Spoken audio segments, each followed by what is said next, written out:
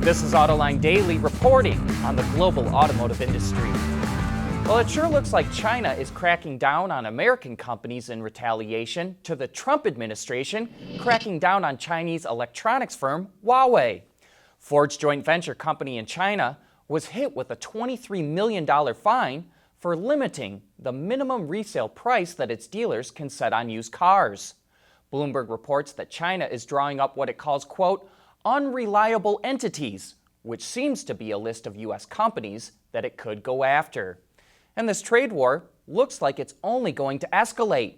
GM just lost its bid to have the Trump administration give it an exemption on the 25% tariff imposed on imported Buick Envisions. Reuters reports that GM has been eating the cost of that tariff and not raising prices. And so far this year, Buick has sold about 13,000 Envisions in the U.S., down 10% from last year. And Volvo already stopped plans to import the XC60 from China because the tariffs would make them uncompetitive. It is importing them from Sweden instead. Meanwhile, Merrill Lynch says that worries about China banning exports of rare earth elements to the U.S. have been overblown. It says the U.S. could import these materials from Australia and India. It expects automakers to use non-rare earth magnets, such as ferrite magnets, and it says there is a rising supply of rare earth materials coming from recycling. The merger between Renault and FCA is running into some roadblocks. The French automaker delayed a vote on the proposal yesterday, but the board could meet as soon as today to vote. However, Bloomberg reports that the Nissan representatives on the Renault board will abstain from voting because the Japanese automakers has concerns about the deal. It wants more clarity on intellectual property rights, especially when it comes to electric vehicles. Nissan wants to know how FCA and Renault calculated that the merger would lead to 6 billion euros saved in synergies, since it's taken Nissan and Renault 10 years to reach 5.6 billion in synergies. And Nissan wants to know how the merger would impact its alliance with Renault.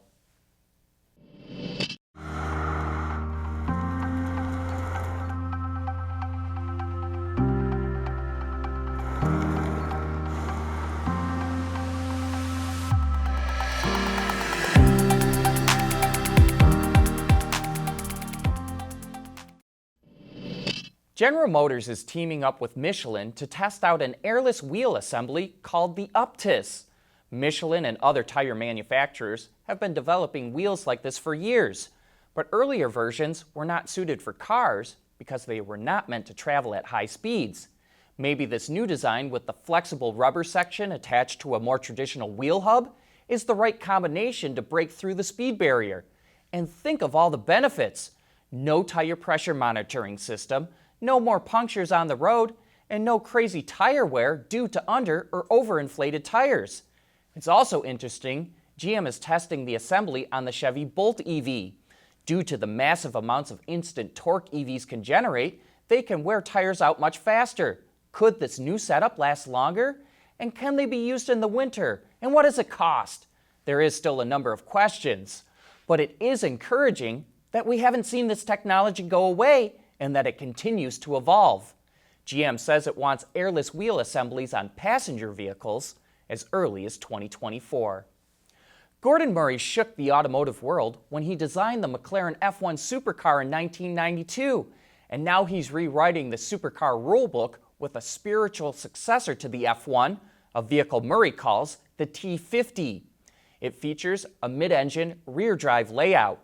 Power comes from a naturally aspirated Cosworth V12 that makes 650 horsepower and a little over 330 pound-feet of torque. Those may not sound like supercar numbers, but the T50 only weighs 980 kilograms or 2,160 pounds. Murray also says the car takes aerodynamics into a completely new domain. Most notable is a 400mm fan at the rear of the car that helps control underbody airflow, which is similar to a system Murray designed for the Brabham BT46B Formula One car that was dubbed the fan car. He also took the seating position from the McLaren F1. The driver's seat is mounted in the middle of the car, flanked by 2 passenger seats. Only 100 examples of the T50 will be made. They will cost over £2 million and are scheduled to come out in 2022. You know, automakers are scrambling to develop a pipeline of young engineers who know how to make autonomous cars. So GM and the SAE came up with a competition involving 8 universities from the US and Canada to turn Chevrolet Bolt EVs into AVs. And that's what tomorrow's Autoline After Hours is all about. So join John and Gary for a look at what it takes to develop an autonomous car.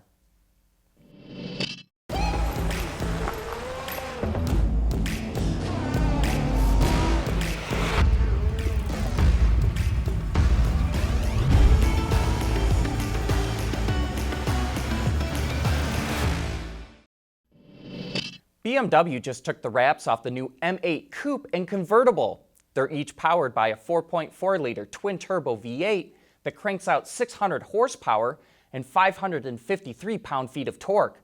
There's even a more powerful version that kicks out 617 horses. The engine is mated to an 8-speed Steptronic transmission.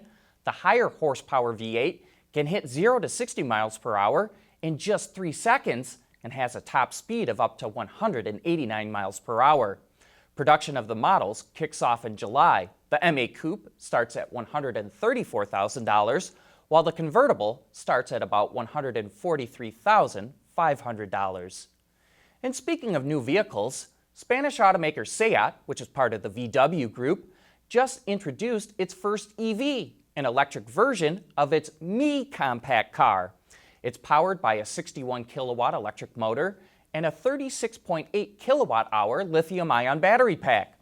That setup provides a range of 260 kilometers or about 161 miles, and that's based on the European WLTP test cycle.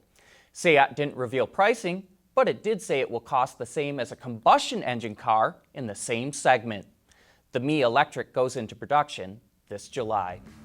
That wraps up today's show. Thanks for watching, and we'll be right back here again tomorrow.